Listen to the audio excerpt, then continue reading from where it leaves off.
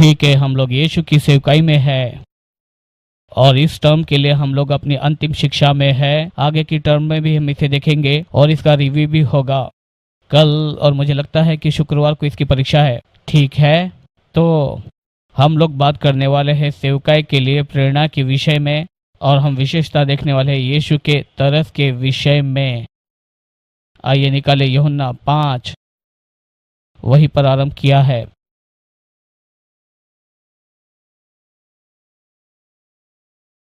यूहन्ना 5, 19 और 20। इस पर यीशु ने उनसे ये कहा कि मैं तुमसे सच सच कहता हूँ, ये कहता हूँ कि पुत्र आपसे कुछ भी नहीं कर सकता है, केवल वह जो पिता को करते दिखता है, क्योंकि जिन जिन कामों को वह करता है उन्हें पुत्र भी उसी रीति से करता है, क्योंकि पिता पुत्र से प्रीति रखता है, और जो जो काम वह करता है और जो जो काम वह आप करता है वह उसे सब दिखाता है, ताकि तुम अचंभा करो। यीशु की सेवकाई कहाँ से आई थी?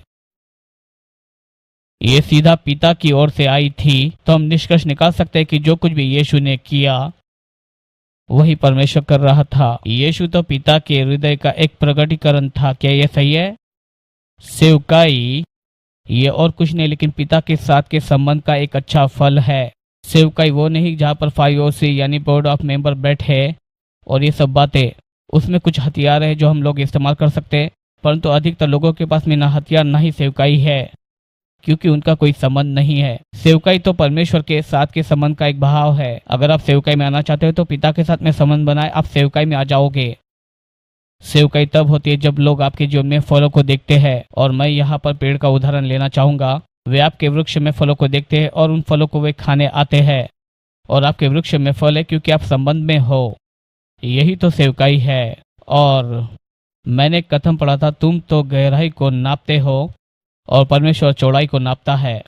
लेकिन अगर आप परमेश्वर के साथ के संबंध के उस गहराई में बने रहते हो, तब पिता आपके प्रभाव को बड़ा बना सकता है जैसी उसकी इच्छा है, और फिर आपका वृक्ष बढ़ने लगेगा और अधिक लोग आपके फलों को खाने आएंगे। यीशु ने कहा, जो भी मैं अपने पिता को करते देखता हूँ वही मैं करता हूँ। वो पूर्णतः संबंधों में सीमित था। पिछले दशक में से महान सेवकों में से एक स्मिथ विगलवर्थ, मुझे नहीं पता कितने लोगों ने उनका नाम सुना है। उनके भिन्न भिन्न किताबों को पढ़ना बहुत ही आनंददायक है, लेकिन एक बात उनके विषय में मुझे बहुत ही अच्छी लगती है, और जो लोग नहीं जानते उन्हें बता दूं कि वो तो विश्वास, चंगाई और सामर्थ्य के जन थे। बहुत से ऐसे अद्भुत चमत्कार और मुर्दों को जिलाना ऐसे थे। अगर आपने उनके विषय में नहीं पढ़ा है, मैं ये कहता हूँ कि पढ़ो उनकी जीवन कथा और उनके कार्यों के विषय में। दिलचस्प बात यह है कि आज भी हम उनके विषय में बात करते हैं, और मुझे लगता है कि उनकी मृत्यु 1948 में हुई थी। वे आज भी उतनी ही ख्याति प्राप्त और प्रसिद्ध है, और उनकी किताबें भी आज भी लिखी जा रही है। लोग उनके विषय में पढ़ते और बोलते हैं। और उन्होंने कभी भी 501c या फिर बोर्ड ऑफ डायरेक्टर नहीं किया, या फिर कोई संस्था या ऐसी कोई भी बात नहीं की, परंतु उनका एक संबंध था। और वो तो आधा या 1 घंटे तक रह नहीं सकते थे जब तक वो अपने नए नियम में से कुछ पढ़ न ले और प्रार्थना ना करें। मेरा मतलब है निरंतर पिता के साथ में उसका संबंध था। वही से तो उनकी सेवकाई आई, इसलिए आज भी हम उनके विषय में बातें करते हैं। और मैं आपको ये सलाह देता हूँ, उन्हें जिन्हें लगता है कि वे सेवकाई के लिए बुलाए गए हैं, आशा करता हूँ कि सभी को होना चाहिए। कुछ लोग शायद पूर्णकाल की सेवकाई में ना आए 501 तरीके के द्वारा, परंतु आप तो प्रदर्शन करने वाले हैं या उत्पन्न करने वाले हैं जो पिता के साथ में आपका संबंध है उसके अनुसार। और यही बात तो हम यीशु से सीखते हैं। जो कुछ भी उसने पिता को करते देखा उसने वही किया। तो मैं कल्पना कर सकता हूँ कि यीशु प्रार्थना में रात बिताता था, क्योंकि हमारे पास में सबूत है। शायद वो अपने आत्मा में इन बातों को देख सकता था कि अगले दिन की सेवकाई क्या लेकर आने वाली है, कैसी चंगाई होने वाली है, कितने लोगों को वो चंगा करने वाला है। लेकिन वो देखता था कि पिता कल बहुत तेरे लोगों को चंगा करने वाला है। पिता चाहता है कि कल मैं शिक्षा को दूं, कल वो ये चाहता है। और इन सारी बातों को वो देखता था प्रार्थना में, और इन सारी बातों को वो अगले दिन किया करता था। वो इतने हिम्मत और अधिकार के साथ में चलता था, क्योंकि अभी जो हो रहा है वो तो पहले ही आत्मा में हो चुका था। उसने उसे आत्मा में देखा था, और जो कुछ भी वो करता था वो तो पहले से ही हो चुका था। वो जानता था वो बोल सकता है, निकाल सकता है, चंगा कर सकता है, स्पर्श कर सकता है, क्योंकि ये पहले से जन्मा था, क्योंकि ऐसा नहीं जैसे कि ये होना चाहिए था। परंतु इन बातों को उसने पहले आत्मा में देखा था। यही से तो असली सेवकाई आती है। इसलिए वचन पर मनन करना इतना महत्वपूर्ण है, पिता के साथ में संबंध बिताना, क्योंकि वो आपको आने वाली बातें बताएगा। आमीन। यूहन्ना 16 हमें ये बताता है। प्रभु की स्तुति हो। तो आइए हम बात करें यीशु के द्वारा परमेश्वर के हृदय को प्रकट किया जाना। निकले यूहन्ना 3:16।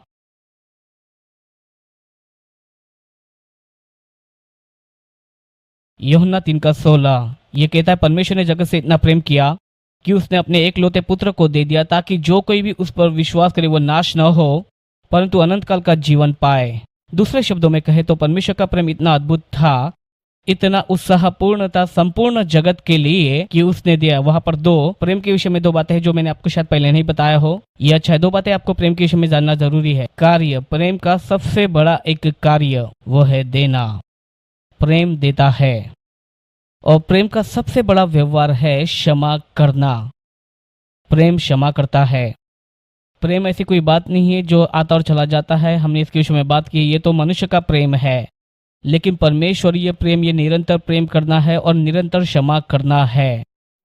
देखिए इस वचन को कि परमेश्वर ने इतना प्रेम किया कि उसने क्या किया, उसने दिया, ताकि जो कोई भी उस पर विश्वास करे वो नाश ना हो परंतु वो अनंत काल का जीवन पाए। इसमें क्षमा करने वाली बात भी शामिल है। उसने दिया ताकि वो क्षमा कर सके। यही तो प्रेम करने की एक प्रेरणा है और यही तो यीशु की सेवकाई की एक प्रेरणा है, जहां वो कहता कि मैं उन्हीं बातों को करता हूँ जो मेरे पिता को करते देखता हूँ। वह निरंतर अपने पिता के साथ में संबंध में बना रहता है, जहां पर पिता उसे दे देता है हमको ताकि वो हमें क्षमा कर सके। और वहीं से सेवकाई शुरू होती है। हम लोग बात करने वाले हैं तरस के विषय में कुछ ही क्षणों में, लेकिन मैं इस मंच को बनाना चाहता हूँ परमेश्वर के हृदय को समझने के लिए, क्योंकि सेवकाई ये परमेश्वर के हृदय का प्रकटीकरण है। हर एक स्तर पर किसी भी प्रकार की सेवकाई में हम शामिल क्यों न हो, चाहे हम, और मैंने देखा कि 12 बजे कुछ लोग वहां पर साफ सफाई को करते हैं और कुछ लोग कुर्सियां रखते हैं, टेबल साफ करते हैं। ये भी एक सेवकाई है। ये पिता के हृदय का प्रकटीकरण है। मैंने कितनी बार कुर्सियां लगाई है, हजारों बार। और जब मैं पास्टर हुआ करता था तो मैं इस बात की चिंता किया करता था कुर्सियों के विषय में, क्योंकि मैं ही एकमात्र हुआ करता था जो ऑडिटोरियम में कुर्सियों के विषय में चिंता किया करता था। लेकिन मैंने एक तरीका निकाला था ताकि सभी लोग इस बात को जान सके उस जगह की परिस्थिति के विषय कि वह महत्वपूर्ण है। और अगर मैं कलीसिया में प्रवेश करूं और इस प्रकार से मैं देखूं बड़ी ही बारीक नजरों से, अगर कुछ अंतर दिखा, और मैं कुर्सियों को हमेशा सही स्थितियों में ही देखना चाहता था। कई बार कुर्सियां मैंने लगाई और मैंने बाइबल स्कूल चलाया था और मैं ही था जो 45 मिनट आगे आकर कुर्सी और टेबल को लगाया करता था। साधारणतः कुछ लोग मुझे बाद में आकर मदद किया करते थे, परंतु ये तो सेवकाई है। यही तो परमेश्वर के हृदय का प्रकटीकरण है कि वहां पर एक क्रम हो और वहां पर एक प्रकार की सुंदरता भी हो, एक ऐसा स्थान जहां पर लोग आकर आराम पाए। और कचरे को उठाना ये तो सेवकाई का एक हिस्सा है और ये तो संबंध के द्वारा आता है। और मैं अपने आप को देखता हूँ, आपको भी देखना चाहिए यीशु मसीह के राजदूत के रूप में। जब आप राजदूत को देखते हैं, आप किसी मूर्ख को नहीं देखते जो ना ही अपने बालों को बनाता है और ना ही कपड़ों को पहनता है और उसके मुंह पर तला हुआ अंडा लटका है। जब किसी राजदूत को आप देखते हैं तो ये बात वहां नहीं देखते। ऐसे व्यक्ति को देखते जो अच्छा कपड़ा पहना है और अपने देश का प्रतिनिधित्व करता है। और मैं अपने आप को वैसे ही देखता हूँ। मैंने अपने जीवन में निर्णय लिया है कि मैं अपने आप को कैसे प्रस्तुत करूंगा, क्योंकि मैं राजाओं के राजा यीशु का प्रतिनिधित्व करता हूँ। इसका अर्थ नहीं कि आप हल्के कपड़े नहीं पहन सकते और आराम करें, मैं भी करता हूँ। मैं यहाँ पर ब्लू जीन्स पर नहीं हूँ, परंतु जब मैं सेवकाई करता हूँ तो मैं राजाओं के राजा का प्रतिनिधित्व करता हूँ। मैं इस प्रकार से करना चाहूंगा कि उसका प्रतिबिंब मैं बनूं। और ये तो संबंध के द्वारा आता है और यही तो किसी बात का एक क्रम होता है। और यही बात तो मेरे लिए परमेश्वर के प्रेम के प्रकटीकरण में से एक है। निकाले पहला यूहन्ना 4:7 और 8।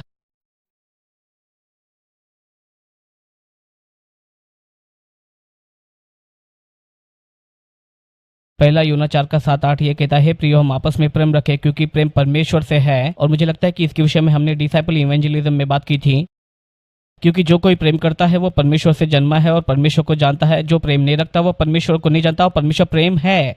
सेवकाई एक भाग हो जाएगी अगापे को प्रकट करने की, जो परमेश्वर का प्रेम है। और ये निरंतर एक बहाव होना चाहिए। और कुछ ही क्षण में देखेंगे कि ये कैसा प्रकट होता है, परमेश्वर के प्रेम के प्रकटीकरण का एक निरंतर बहाव। तो अगर हम आप में से अगापे को निरंतर बहता हुआ नहीं देखते तो हमें समाप्त करना होगा। क्या आप जानते ये प्रभु नहीं? ठीक है, क्योंकि वहां पर संबंध नहीं था। क्योंकि अगर संबंध होता तो वहां पर एक प्रेम भी होता, वहां पर प्रेम होगा और वहां पर प्रेम का एक भाव भी होगा और वहीं पर ये सेवकाई होगी और सभी के पास में एक सेवकाई होगी। लोग कहते हैं कि मैं सेवकाई के लिए बहुत ही आतुर हूँ। ये तो गलत विचारधारा है। आप अभी सेवकाई में हो, आप में प्रभाव है और आपके आसपास के लोगों पर आपका प्रभाव है और यही तो एक सेवकाई है जिस प्रकार से आप सोचते हैं, कार्य करते हैं और बोलते हैं, जिस प्रकार से प्रतिक्रिया देते हैं और आप नियम तोड़ते हैं या रखते हैं, ये सब एक सेवकाई है। आप किसी की सेवा करते हैं और कई बार तो आप अपने हृदय को ही धोखा देते हैं। आपका हृदय कहता है कि मुझे लगा कि आप मसीह हो, और आपकी क्रिया कहती है लेकिन वो तो एक मुझे तो वो नियम मानने की जरूरत नहीं, और आपका हृदय धोखा खाता है, और यही पाप की धोखेबाजी है और ये सेवकाई का हिस्सा है। और ये सारी बातें प्रभाव डालेगी आपके प्रभाव पर। निकाले मेरे साथ में लूका 4:18-19।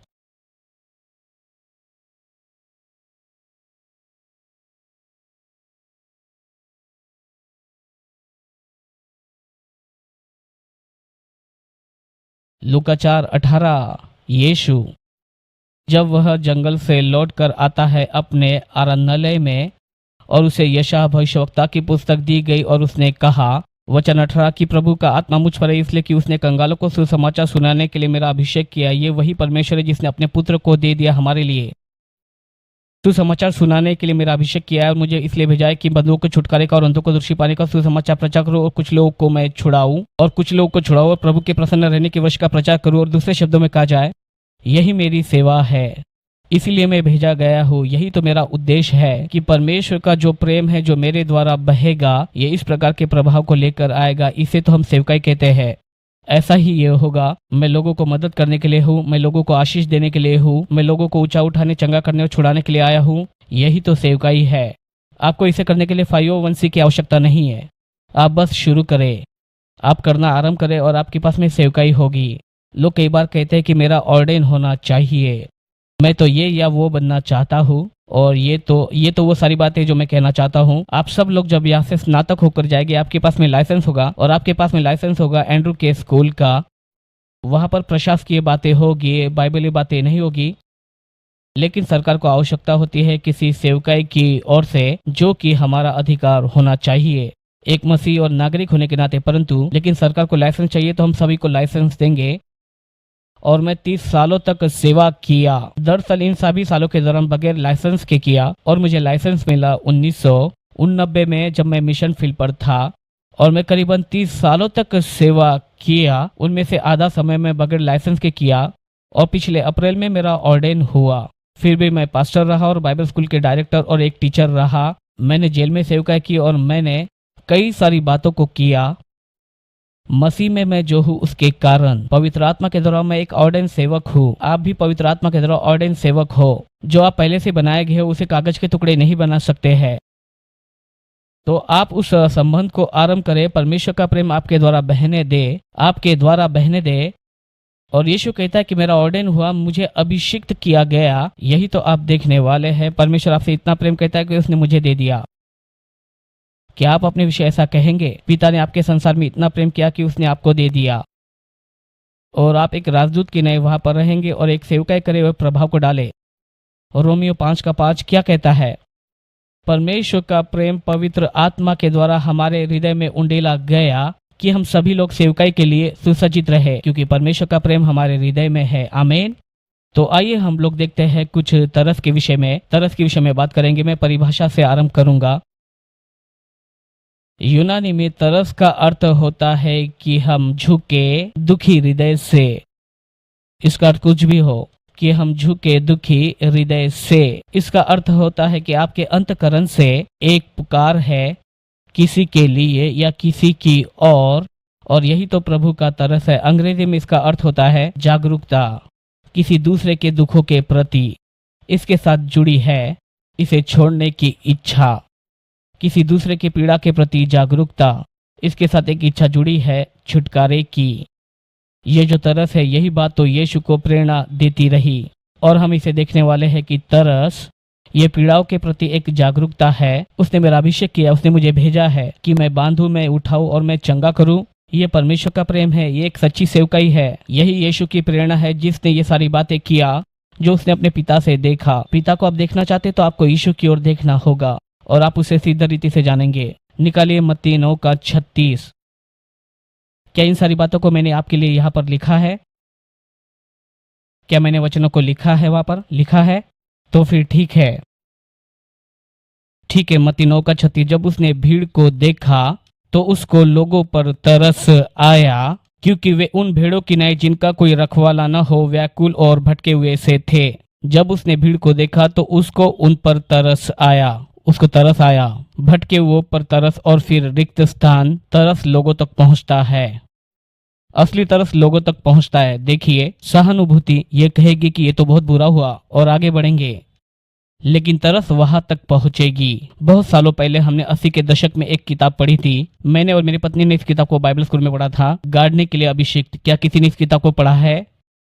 ये कंबोडिया के अंतिम दिनों के विषय में कहा गया, जहां पर वे आकर उस पर शासन करते हैं और लाखों लोगों को मारते हैं। और एक जवान मिशनरी जो कि ओक्लाहोमा से निकलकर कंबोडिया में जाता है और वो वहां पर सेवकाई में शामिल होता है। एक अद्भुत किताब, आप इसे अभी भी पा सकते हैं कुछ बुक के साइट्स पर, जो कि ऑनलाइन मिल जाएगी। मैं सचमुच इसे पढ़ने के लिए कहूंगा, क्योंकि एक मिशनरी किताब है, गाड़ने के लिए अभिषिक्त, टॉडबर्ग BURKE। और चमत्कारी बात यह है कि डालस के किसी क्षेत्र की कलीसिया में मैं बहुत सालों के पश्चात में गया और इस किताब का लेखक वहां पर आया था और वो एक कंबोडियन पास्टर को लेकर आया था, जिसके विषय में किताब में लिखा गया था। और ये कंबोडियन पास्टर और उसका परिवार एक बहुत ही बड़ी हानि से निकल कर आया था और वहां से निकलकर वो थाईलैंड में कई सालों तक शरणार्थी बनकर रहे थे। और जैसा 80 के दशक में हुआ करता था, वैसे ही कई सारे कंबोडियन वहां से निकल कर आए और अमेरिका के भिन्न भिन्न स्थानों में वे लोग स्थापित हो गए थे। तो डालस के क्षेत्र में करीबन 7,000 कंबोडियन लोग थे जो कि डालस के इस क्षेत्र में वहां रहने के लिए आए थे, जो कि अपार्टमेंट में इंटरसिटी के उस क्षेत्र में रहने के लिए आए थे। वे रूल एंड एग्रेरियन सोसाइटी में थे, जो कि हमारे समय से काफी पिछड़े हुए थे। तो ये जो पास्टर है वहां पर, और मेरी पत्नी मेरे बाजू में थी और उसने ही पहली बार, और उसका हृदय तो वो तो मुझसे भी अच्छी मसीह है, और उसे सबसे पहले तरस आया और उसने कहा कि हम लोगों को, तो वो यहाँ पर 7 बच्चों के साथ आया था। 3 बच्चों को उन्होंने गोद लिया था, रेफ्यूजी कैंप में से उसे गोद लिया था, और वे तो बिना माता पिता के ही बच्चे थे और उसकी पत्नी तो कैंसर के कारण मर रही थी। तो वे लोग अब डालस आ चुके थे, वे किसी को नहीं जानते थे। ये लेखक उन लोगों का परिचय कराने के लिए आया था क्योंकि वे उस क्षेत्र में रहते थे। और मेरी पत्नी कहने लगी हम लोग कुछ नहीं कर सकते। तो वो तरस उसके हृदय से बहने लगा। तो हम दोनों ने एक साथ मिलकर उसके लिए प्रार्थना की। मैं ऐसा व्यक्ति था कि जो निकल कर कहता था कि प्रभु मेरे भी हृदय को स्पर्श कर, ठीक है इस बात पे हम लोग शामिल होंगे। तो हम इसमें शामिल हुए और पूरी सेवका इसके इर्द गिर्द बनने लगी। हमने कंबोडियन रेफ्यूजीज के साथ में करीबन 2.5 सालों तक इंटरसिटी डालस में सेवा की।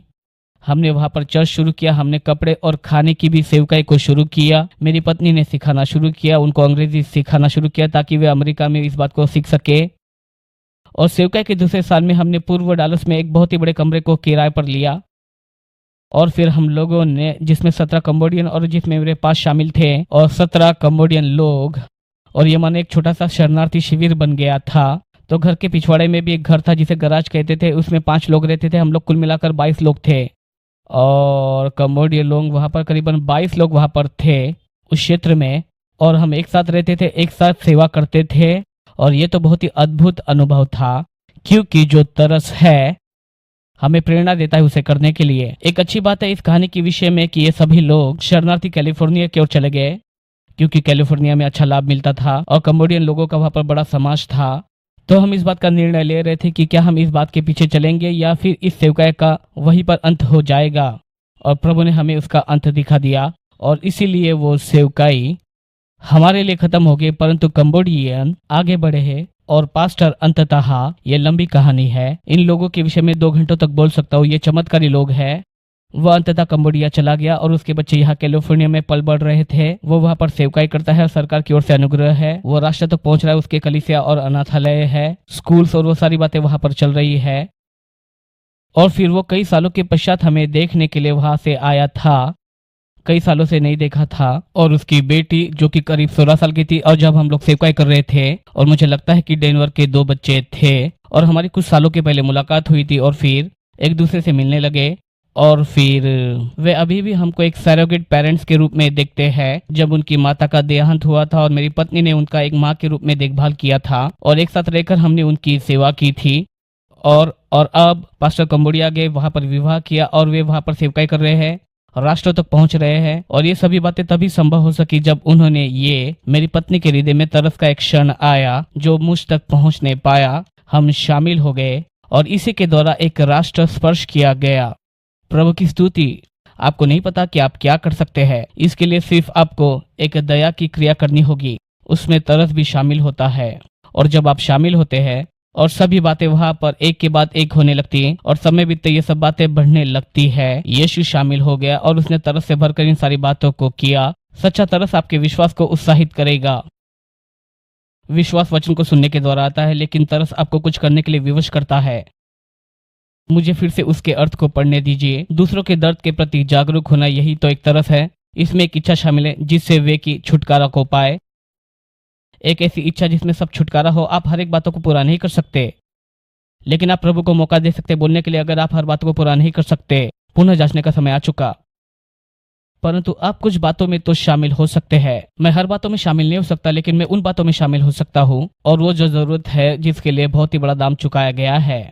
यही तो यीशु का तरस है। निकाले मेरे साथ मत्ती 4:14।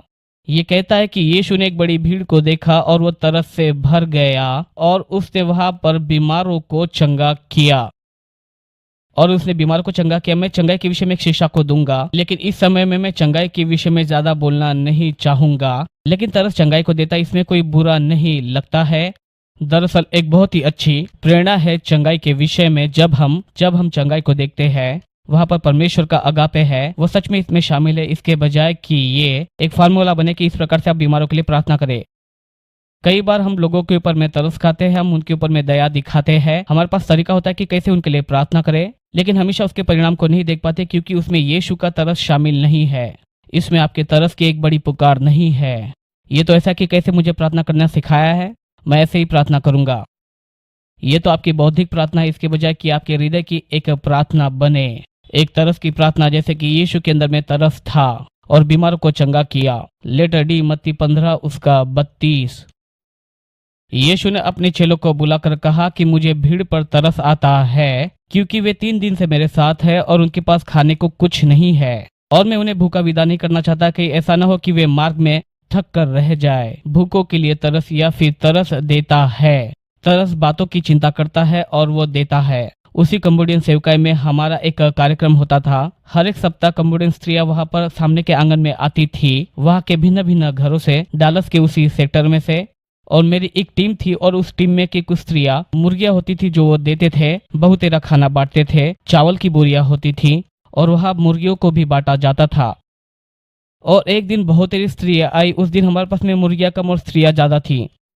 और टीम की एक स्त्री ने कहा कि प्रभु, आपने तो मछली और रोटी को बहुगुणित किया था, अब आप ये विश्वास करें या ना करें, लेकिन मैं परवाह नहीं करता। लेकिन उन्होंने कहा कि आप मुर्गी बहुगुणित कर सकते। तो अगली स्त्री जब आई तो वे किचन में गए, वहां पर और एक मुर्गी थी तो वो उसे लेकर आए। और एक स्त्री आई, उन्होंने प्रार्थना की और वे किचन गए, वहां पर मुर्गी थी, उन्होंने उसे लेकर आए। और ये 3 से 4 बार हुआ जहां पर मुर्गियां बहुगुणित हो गई थी।